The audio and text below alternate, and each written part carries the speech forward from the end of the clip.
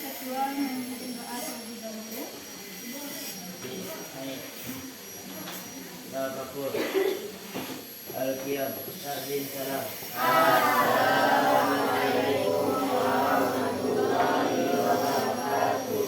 Bismillahirrahmanirrahim. Raditu billahi rabban wa bil islami dinan wa bi Muhammadin nabiyyan wa rasulan. Rabbi zidni ilman warzuqni fahma.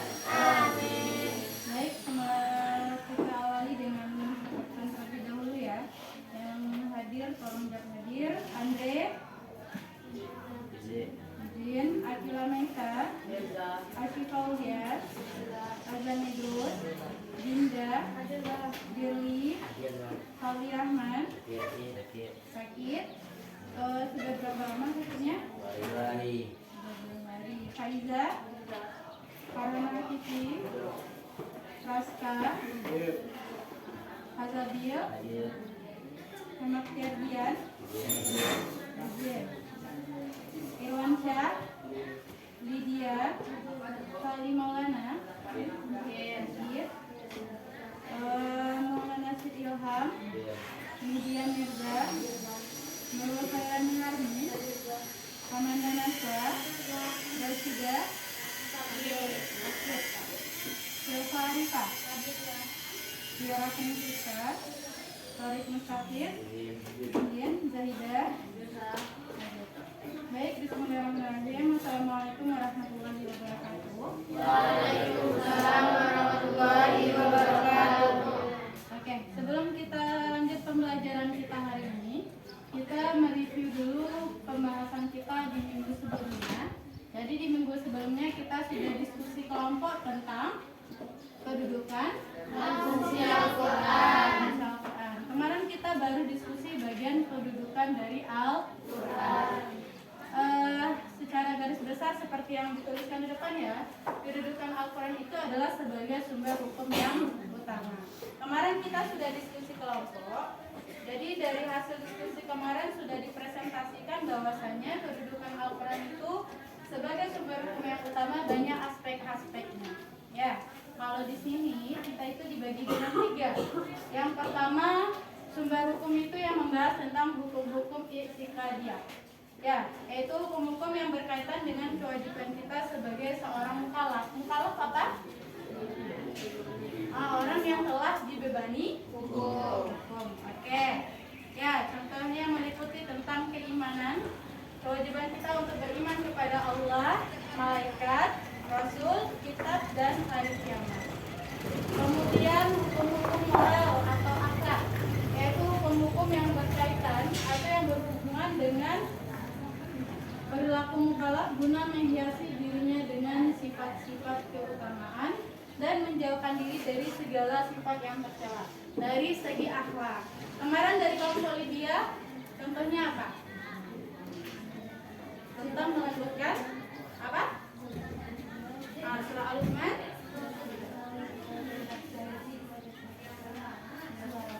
Tentang surah Al-Luqman tentang merendahkan suara bagi perempuan ketika berbicara. Kemudian yang ketiga itu hukum-hukum amalia, hukum-hukum dalam bentuk perbuatan, perjanjian. Kemarin ada tentang utang piutang. Itu adalah kedudukan dari Al-Quran sebagai sumber pokok. Sekarang silakan kembali di kelompoknya masing-masing. Ya, kita lanjutkan diskusi kita. Silakan duduk di kelompoknya masing-masing. Sudah. Oke, kita lanjutkan diskusi yang kemarin tentang kedudukan dari Al-Quran. Ini sudah sampaikan lagi dalam bacaan tambahan sebelum kita mulai diskusi. Kemarin kita ada pertanyaan ya. Jadi saya kasih waktunya 1 menit untuk mendiskusikan kembali jawaban dari pertanyaan dari kelompok sebelumnya. Silakan untuk mendiskusikan jawaban dari pertanyaan.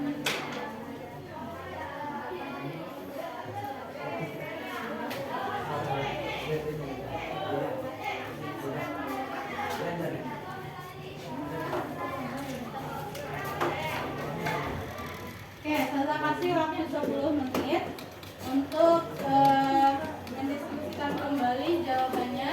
Nanti masing-masing kelompok harus mempresentasikan kembali jawabannya dan kelompok lain harus memberikan umpan balik dari jawaban teman-teman. Silakan.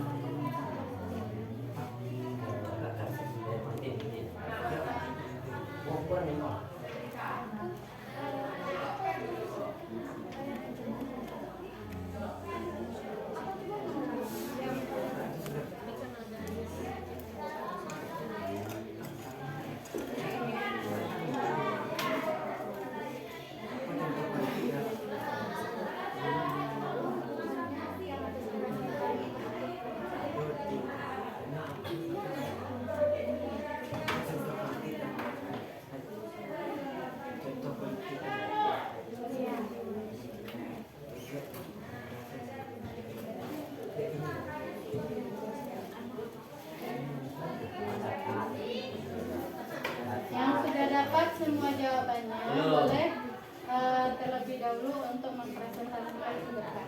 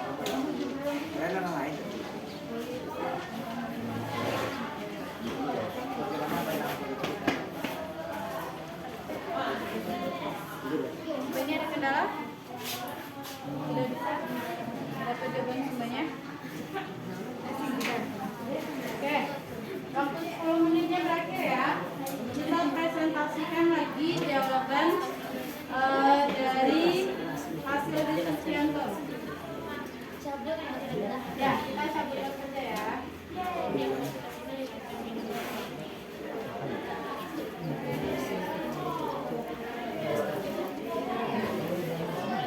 Urutan kelompoknya masih ingat? 1,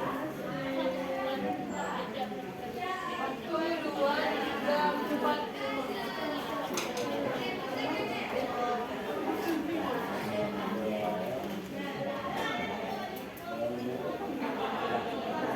Ya, untuk kelompok pertama yang akan tampil,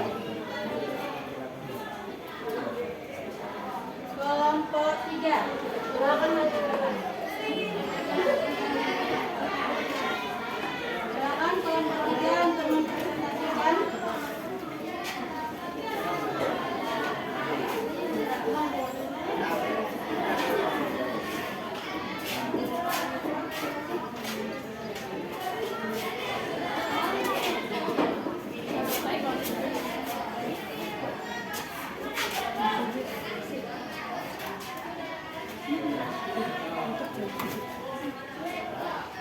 Nah, yang lainnya silakan mendengarkan ya.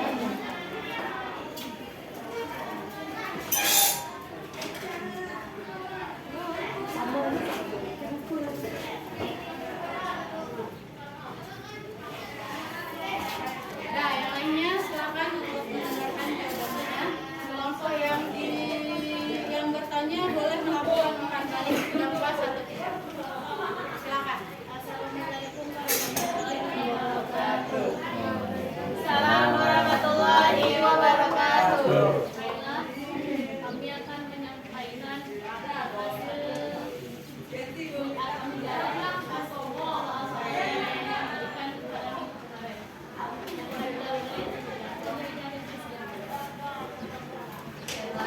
dari hasil diskusi kami mengenai pertanyaan dari kelompok kemarin, kami mendiskusikan pertanyaan pertama dari kelompok Farhan. Zina secara bahasa itu artinya perhiasan. Namun kenapa zina dilarang? Karena menurut bahasa atau secara asalnya memang zina diartikan sebagai perhiasan. Namun zina sudah dinas di dalam Al-Quran sebagai perbuatan terlarang. Karena dari perlakuan zina sangat banyak mudaratnya. Salah satunya adalah merusak keturunan dan banyak mudarat lainnya. Contohnya ketika sholat. Jika dibahas secara asal atau bahasa, sholat artinya juga terlarang. Karena ada yang mewajibkan sholat di dalam Al-Quran, makanya sholat hukumnya menjadi wajib.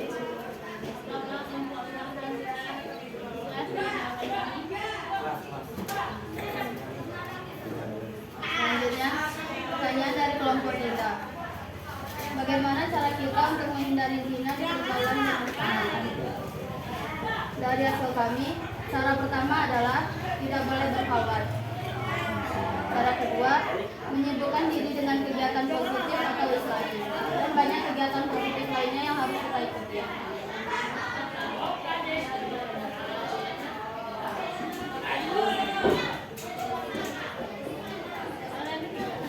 Selanjutnya, pertanyaan dari kelompok Naswa. Kenapa tidak boleh melakukan zina?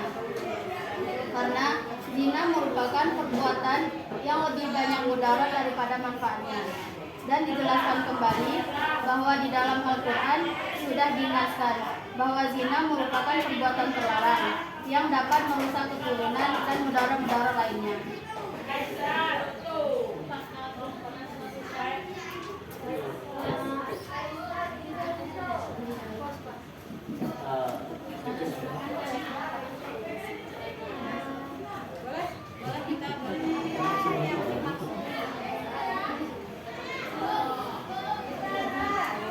Mudarat adalah lawan dari manfaat.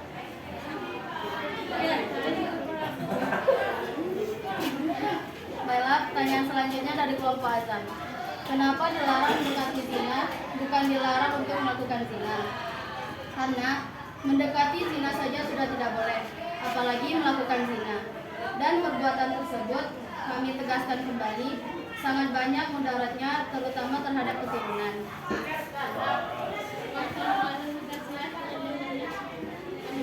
Iya, sobat.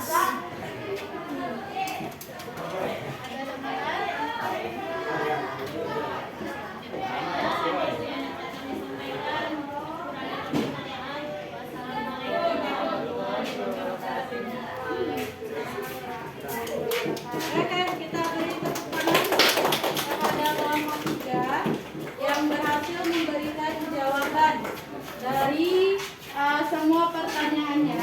Tapi saya berharapkan untuk penampilan selanjutnya itu harus ada umpan balik dari si penanya.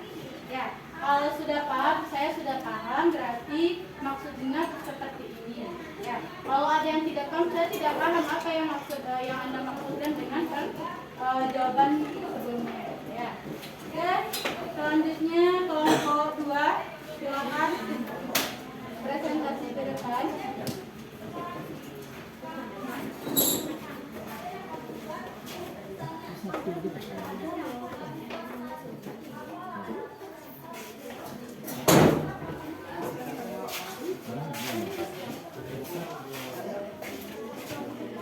Yang lain silakan mendengarkan ya.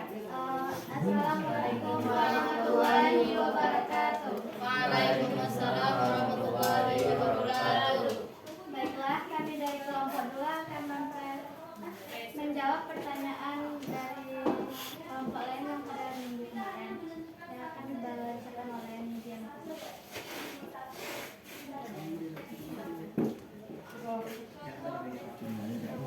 Soal pertama dari kelompok Azam. Apa maksud dari kata takrobu? Menurut tafsir Al-Muyassar, takrobu dapat berarti meraup atau menggunakan harta anak yatim dengan cara yang tidak baik, seperti mengambil harta tersebut dan menggunakannya untuk diri sendiri. Apakah kelompok Azam puas dengan jawaban kami? Takrobu itu artinya mendekat. Kenapa takrobu itu mendekat? Apakah dengan kita mendekat dengan harta anak yatim itu apakah dilarang? Misalnya di sana terletak harta anak yatim, kita mendekat kepadanya, tidak mengambil.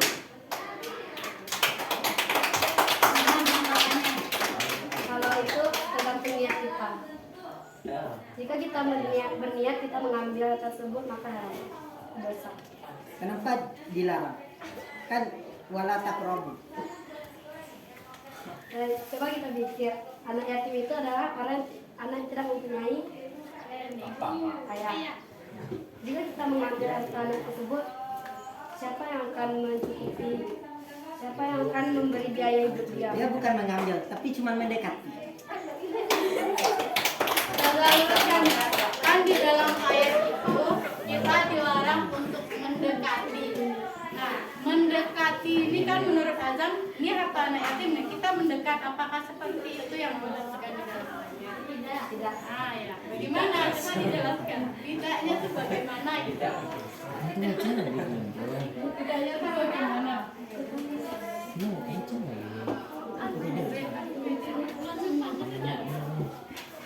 Bisa? Atau dari kelompok lain boleh? Bisa?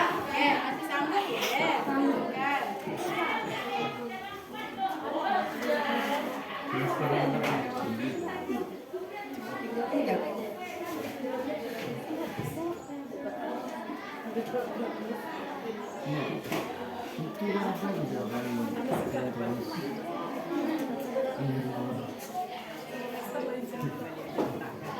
Kalau tidak kita lempar ke kelompok yang lainnya. Yang lain boleh siap, boleh juga ya menyiapkan apanya? Menyiapkan jawaban kalau ada yang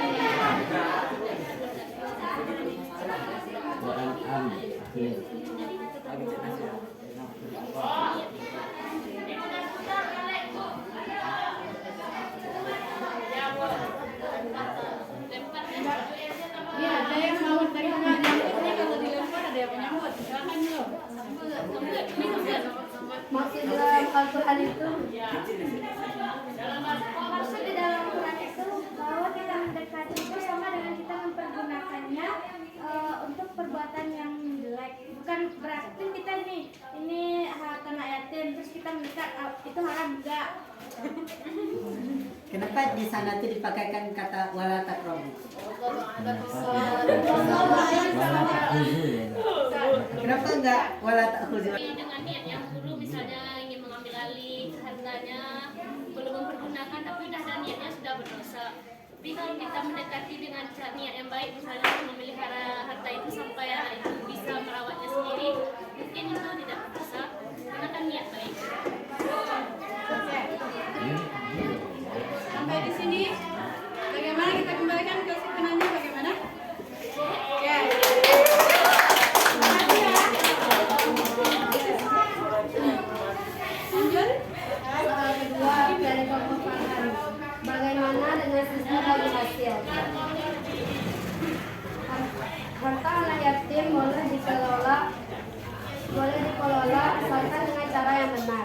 Itu pun harus memiliki alasan yang khusus, seperti anak yatim itu dalam keadaan sakit dan memerlukan biaya untuk kehidupannya. Jika dan memerlukan biaya untuk mengobatannya. Jika yang merawat dia tersebut tidak memiliki uang. Tapi sebisa mungkin jangan sampai menggunakannya untuk kepentingan sendiri, seperti sumber bisnis. Dan sistem bagi hasil tersebut tergantung si anak yatim tersebut. Jika anak yatim itu sudah mengerti dan mengizinkan, maka boleh untuk sistem bagi hasil. Tapi jika anak yatim itu masih kecil dan belum mengerti itu sebaiknya tidak dilakukan. Apakah kelompok pangan apakah hasil dari jawaban kami sudah dengan Waalaikumsalam warahmatullahi wabarakatuh.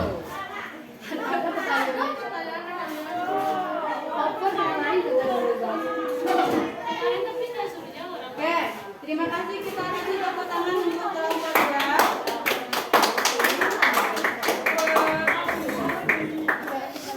Selanjutnya kelompok 1. Silakan kelompok 1.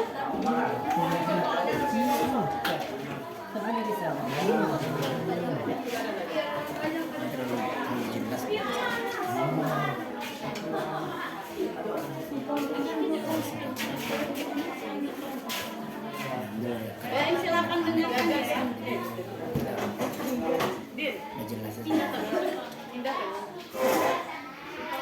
Oke, silakan. Waalaikumsalam warahmatullahi wabarakatuh. dari kelompok 1 atau menjawab pertanyaan dari kelompok lain terkait materi pembelajaran yang akan dibacakan oleh Dinda. Saya akan menjawab pertanyaan dari kelompok Zaida. Maksud dari Yarfa'illah artinya itu adalah Allah akan mengangkat derajat. Maksudnya itu adalah bagi setiap orang yang beriman dan menuntut ilmu, maka Allah akan mengangkat setiap derajat mereka di surganya kelak.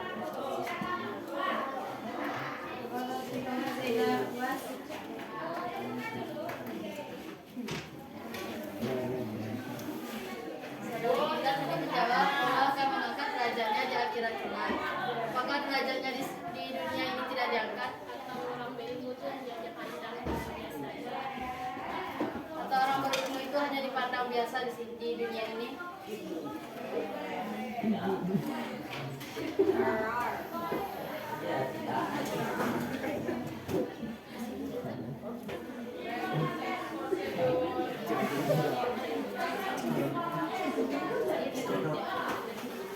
Bisa memberi jawaban? Tidak, kelompok boleh dilempar ke kelompok yang lainnya. Coba ditanyakan oleh moderatornya. Coba tanya, kelompok yang lain ada yang bisa banyak menjawab? Kelompok lain ada yang bisa menjawab?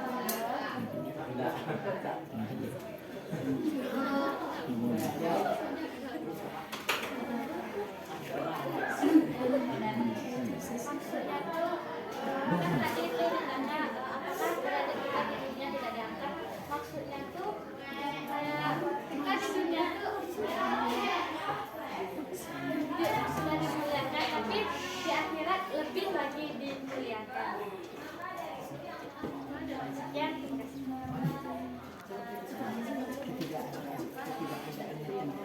Baiklah, sedikit lagi. Maksud yang lebih dimuliakan dan dimuliakan di dunia ini apa? Apa contohnya dan seperti apa? Kelompok lainnya nih, boleh yang mau menambahkan? Silakan. Kami akan menjawab. Ketiadaan tempat menunjukkan keumuman sesuatu. Di ayat itu dijelaskan, hanya dijelaskan yarfa'illahu allazina amanu minkum wallazina utul ilma darajat. Allah akan mengangkat derajat orang-orang yang beriman dan berilmu. Tidak dijelaskan di mana tempatnya, apakah dia di dunia atau di surga. Jadi di dunia dia diangkat, di surga pun dia diangkat. sekian. Oke, oke, silakan kembalikan ke si penanya. Pasal sudah puas. Nah, oke, lanjut pertanyaannya. Pertanyaan kedua dari kelompok media, apakah seorang muslim wajib menuntut ilmu, dan kalau tidak menuntut ilmu apakah akan berdosa? Menurut agama, menuntut ilmu itu adalah suatu yang wajib atau fardu ain. Sedangkan jika menurut pendapat lainnya, menuntut ilmu itu adalah sebuah pilihan. Sebagaimana disebutkan dalam Al-Quran surah Al-Mujadalah ayat 11 dan hadis yang berbunyi thalabul ilmi fardhatun ala kulli muslimin wa muslimat. Menuntut ilmu itu wajib bagi muslim dan muslimat.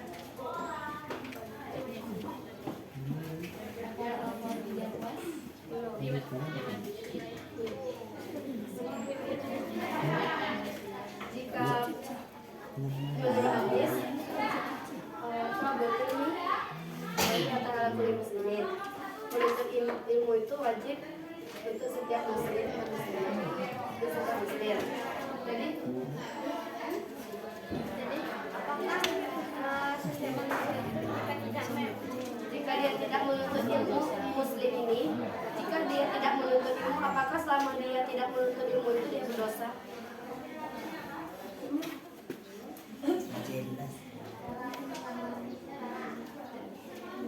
Bisa dipahami pertanyaannya? Nih, misalkan kita wajib menuntut ilmu, kita muslim wajib menuntut ilmu, kan orang agama Islam tuh, yang muslim tuh. Jadi ada orang agamanya ini Islam tapi dia tidak menuntut ilmu. Apakah selama dia tidak menuntut ilmu itu dia berdosa terus sampai mana? Oke, bisa kasih jawaban?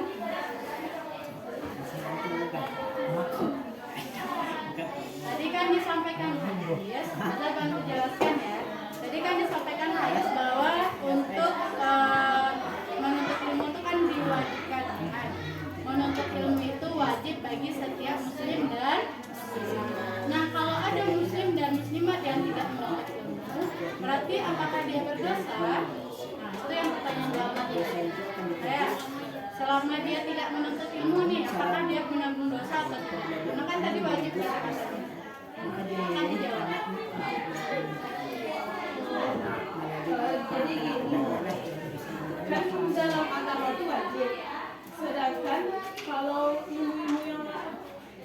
ilmu agama itu wajib dituntut. Sedangkan agama yang ilmu yang lainnya tuh susah.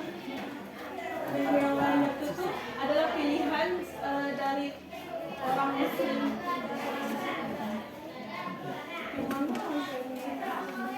Yang lainnya dulu. Yang lainnya ada yang bisa bantu jawab tidak? Ah, silakan. Kita kembalikan ke moderatornya dulu ya. Silakan. Gimana? Ada bantuan? Makanya saya bisa jawab. Sebelum kita membahas apakah menuntut ilmu tidak menuntut ilmu itu berdosa atau tidak, kita lihat hukum dari menuntut ilmu tersebut. Jika kita tinjau dari segi agama, bahwa menuntut ilmu itu wajib, tidak semua menuntut ilmu itu wajib. Kata Nabi Sallallahu Alaihi Wasallam, pada siapa yang menginginkan dunia, maka dia wajib, maka dia harus memperoleh dengan ilmu. Barang siapa yang menginginkan akhirat, maka dia harus memperoleh dengan ilmu. Dan barang siapa yang menginginkan keduanya, maka dia harus memperoleh dengan ilmu. Maka dari tersebut kita dapat mengetahui bahwa menuntut ilmu itu adalah pilihan. Jadi kita ingin memperoleh dunia, maka kita harus belajar. Kalau setelah menginginkan akhirat, kita juga harus belajar. Dan kalau setelah menginginkan keduanya, kita juga harus belajar. Karena Albert Einstein juga mengatakan bahwa agama tanpa ilmu itu adalah buta, dan ilmu tanpa agama itu adalah pincang. Maka dapat disimpulkan bahwa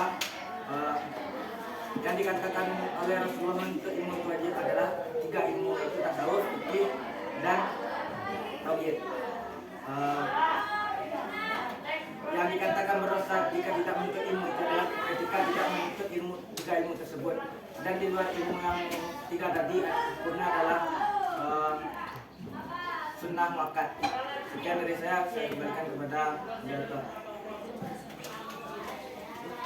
Bagaimana dengan kelompok Anda? Apakah Anda puas?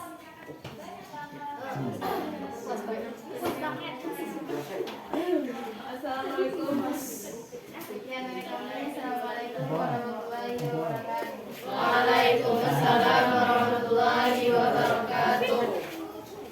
Oke, kita lanjut ya kepada kelompok 5. Kelompok 5 silakan presentasi ke depan.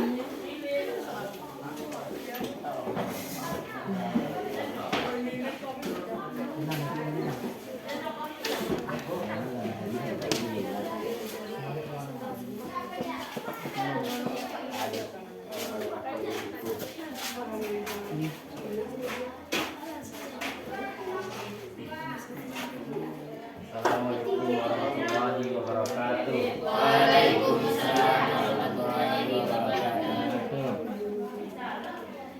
Kami dari kelompok 5 akan menjawab pertanyaan dari diskusi sebelumnya yang dijelaskan oleh para peneliti di pusat. Saya akan menjawab pertanyaan dari kelompok lain pada diskusi sebelumnya. Yang pertama itu dari kelompok media. Bagaimana pandangan politik dalam Al-Quran? Pada diskusi sebelumnya kami menjelaskan bahwa Al-Quran merupakan petunjuk hidup bagi manusia. Yang mana Al-Quran tidak naskah dalam Al-Quran tidak hanya membahas tentang kehidupan beragama, tetapi juga mencakup pada aspek kehidupan sosial, politik, dan lainnya. Sebagai contoh, pandangan politik dalam Al-Quran ialah satu contoh dari Al-Quran dijelaskan bahwa la tattakhidul mu'minina al-kafirina awliya min dunil mu'minin. Janganlah kalian menjadikan orang kafir sebagai pemimpin dari orang-orang mukmin. Di sini dijelaskan bahwa politik Islam memandang bahwa orang kafir tidak berhak memimpin atas kekuasaan orang Islam. Sekian dari saya. Selanjutnya pertanyaan dari kelompok. Apakah kelompok media puas dengan debat kami? Ya. Ya. Selanjutnya pertanyaan dari kelompok Dinda, bagaimana cara berdagang dalam Islam? Dalam undang-undang Islam dijelaskan bahwa Islam juga mengatur tentang muamalah, yaitu berdagang. Sebab cara pandang berdagang dan Islam itu yang pertama harus ada ijab dan kabul. Kita menyerahkan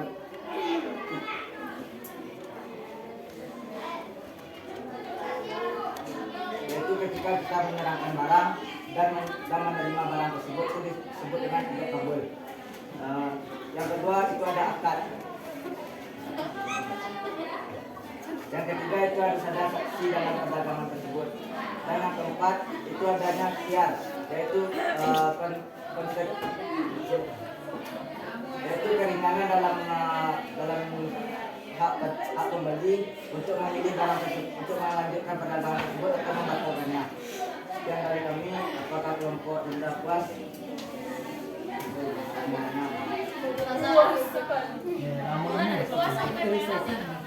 Kemudian dari kelompok lainnya.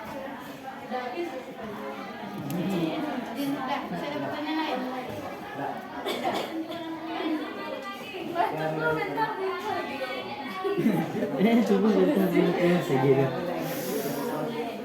Bagaimana dengan perdagangan jual online? Bagaimana ijab kabulnya? Siapa saksinya? Sama kurirnya lagi.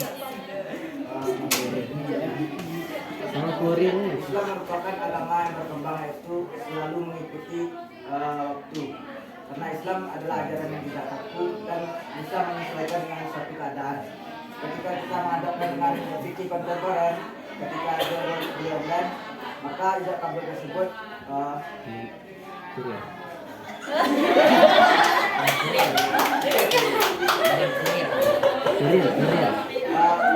bagaimana cara ijab kabul dalam perjanjian itu adalah ketika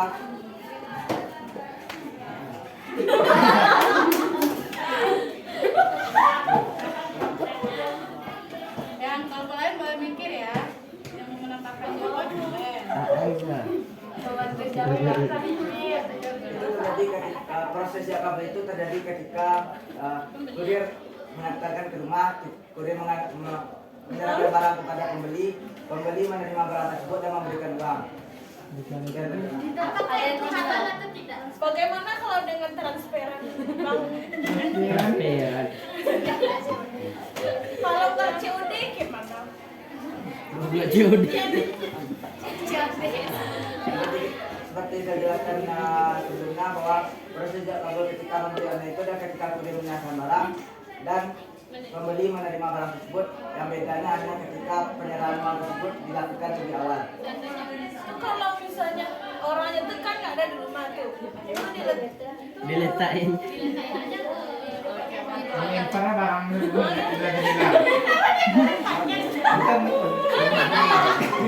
Rumahnya aja kau Paham belum. ya pertanyaannya ya, daripada belum paham pertanyaannya, bisa jawab. Nah, yang lain ada yang mendengarkan? Bisa. Belum lagi belum enak. Silakan dulu. Ini ya kan kurirnya nggak terpakai nih. Orangnya nggak ada di rumah di rekannya ada di rumah. Ya kan COD dong. Bagaimana sistem hijau kabelnya? Barang itu dikembalikan. Jadi tidak ada terjadi seperti tidak ada terjadi pembedaan. Ya udah ditransfer ya. Soalnya nggak ada di rumah. Sudah tak ada barang di situ. Ini ya. Dititipkan. Silakan. Sistem jual beli online adalah sistem jual beli perwakilan, dari mana jika seandainya pembeli tidak ada di rumah, ketika kurir mengantar ke rumah pembelinya tidak ada di rumah, jual beli tersebut tetap sah karena dari awal pembeli memang sudah setuju untuk membeli barang tersebut. Tapi kalau jika ikan malam memang nggak ada. Kurir itu perantara. Dulu, ini kan jawaban nih, yang menguatkan Yang jawaban penjual- dulu daripada kita penjual sih. lama. Ada nggak yang menguatkan jawaban? Jangan menunggu pertanyaan dulu. Silakan minta dulu tambahan jawabannya. Bisa. Silakan moderator. Ada yang membantu saya menambahkan duluan? Nih, silakan. Itu pertanyaan juga tadi bisa ada banyak rumah gimana? Kan di waktu kita beli barang itu kan ada dikasih rumah HP. Yang kita tidak ada rumah maka pemerintah akan telepon kita. Tidak diangkat. Iya. Oke, selesai. Yang lainnya ada nih. Ada. Kelompok 4. Silakan. Proses ijab kabul itu sebenarnya sudah terjadi ketika pembeli ingin men-check out barangnya pada penjual. Sudah terjadi langsung di aplikasi tersebut. Kurir itu hanya sebagai perantara dari penjual kepada pembeli.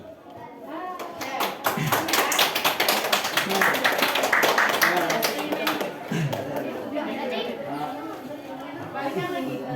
Apa kelompok tindak puas?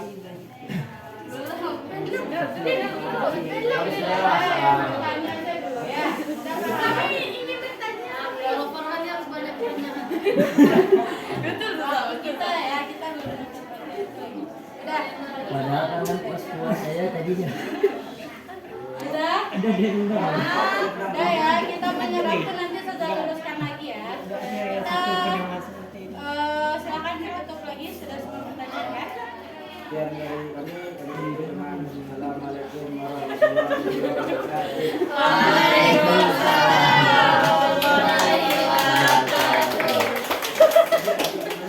Oke, lanjut kelompok 4, silakan.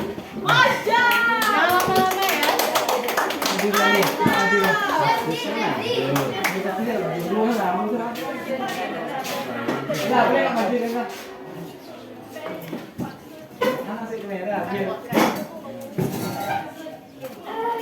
Yang lainnya silakan ya, dengarkan dengan baik. Assalamualaikum warahmatullahi wabarakatuh. Waalaikumsalam warahmatullahi wabarakatuh.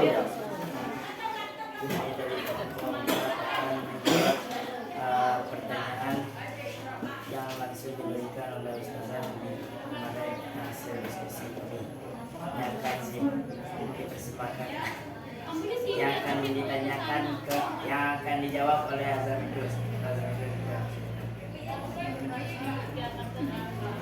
Pertanyaan kemarin adalah apa maksud dari kaidah al-aslu fil amri bil wujub illa ma dalla alaihi dalilu ala khilafih. Di dalam kitab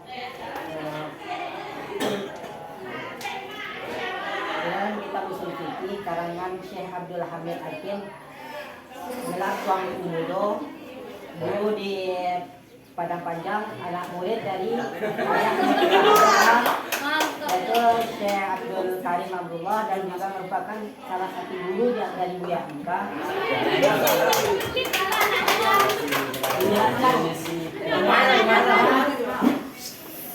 Al-aslu fil amri lil wujub illa ma dalla alaihi dalilu ala khilafi. Asal pada setiap kalimat amar. Apabila kita menemukan di dalam Al-Qur'an kalimat amar, kalimat perintah baik secara langsung, baik secara zahir ataupun batin. Secara zahirnya dengan langsung diperlihatkan kalimat fi'il amar di dalam teksnya ataupun secara batin dengan menggunakan lam amar dan lamnya itu dihasafkan, maka asal perintah asal hukum pada kalimat amar tersebut adalah wajib illa ma dalla alaihi dalilu ala khilafi, kecuali apabila ada dalil yang menyalahinya atau yang membatalkan hukum tersebut. Sebagai contoh, di dalam surat Al-Muzammil ayat 2, qumil laila illa qalila. Ayat itu mensyariatkan akan kewajiban sholat tahajud kepada umat Nabi Muhammad. Namun turun ayat selanjutnya, ayat terakhir dari surah Al-Muzammil ayat 20, pojok kanan bagian dari setengah bagian atas pojok kanan.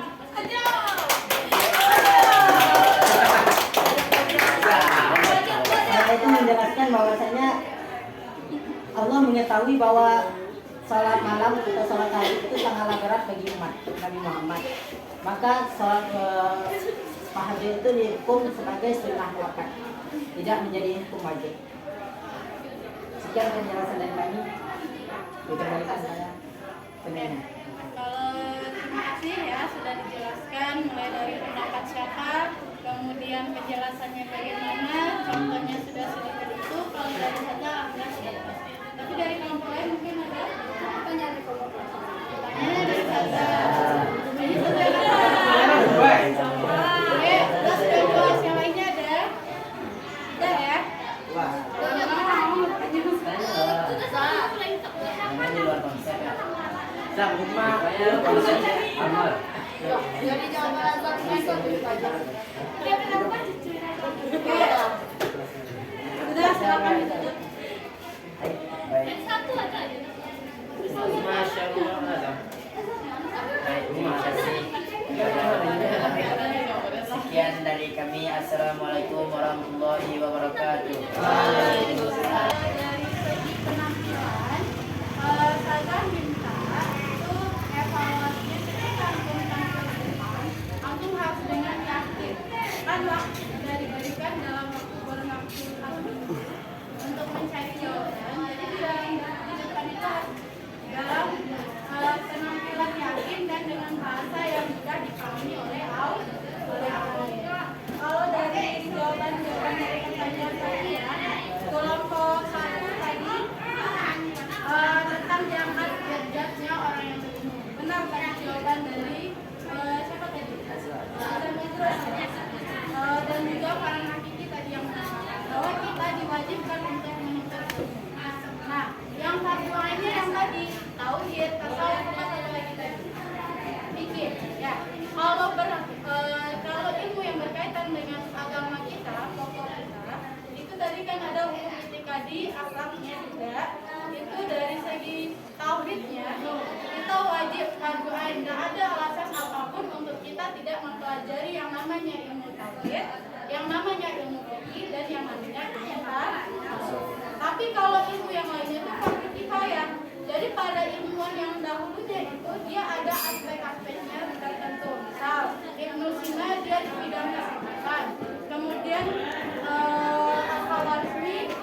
bagian matematika. Kemudian ada lagi ilmuwan-ilmuwan sebagai filosof, mereka sebagai ilmuwan dalam segi kebahasan dan sebagainya.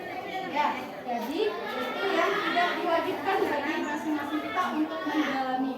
Misal, kita mau mendalami ilmu politik. Apakah semua orang di dunia ini harus belajar politik? Tidak. Ada spesifik tertentunya. Yang wajib kita pelajari sebelum kita mempelajari ilmu-ilmu tersebut adalah ilmu yang 3. Ya, bagus jawabannya. Kemudian dari segi kelompok apa tadi lagi? Kelompok 5 yang paling presentasinya sudah bagus ya. Memang sudah kemarin sangat disayangkan karena untuk kelompok 4 ya terakhir ya. Kelompok 4 itu tidak banyak yang bertanya. Ya, artinya materi yang disampaikan kelompok 4 itu banyak sekali pertanyaan yang bisa dimunculkan. Jadi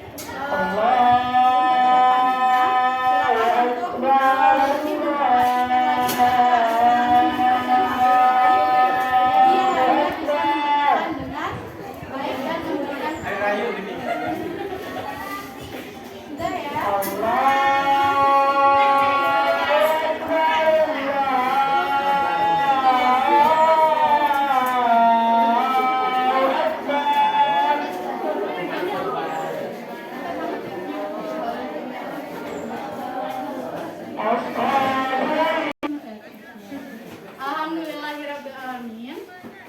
Materi kita hari ini tentang kedudukan Al-Quran sebagai sumber hukum pokok dalam ajaran Islam. Itu sudah berakhir. Terima kasih untuk masing-masing kelompok yang telah mempresentasikan dari jawaban hasil diskusi kita sebelumnya. Untuk pertemuan kita selanjutnya, kita akan membahas lagi tentang fungsi Al-Quran. Jadi silakan dibaca bahan yang telah dibagikan tadi agar masing-masing kelompok bisa memberikan presentasi yang lebih baik lagi ke depannya. Dan untuk kedudukan Al-Quran tadi, semoga dengan materi kita kali ini antum semakin paham dan semakin yakin bahwa Al-Quran sebagai dasar pokok ajaran Islam itu mencakup segala lini kehidupan. Dari segi apapun benar yang disampaikan Farhan tadi, bahwa Al-Quran itu fleksibel. Maksudnya ajaran Islam itu fleksibel. Dasarnya apapun yang mau antum ketahui dari segi kehidupan apapun, ada dasarnya di dalam Al-Quran. Penjelasan ini ya kemudian bisa kita lihat dari hadis, kemudian dari ijtihad para ulama, kemudian dari segi ilmuwan-ilmuwan lainnya.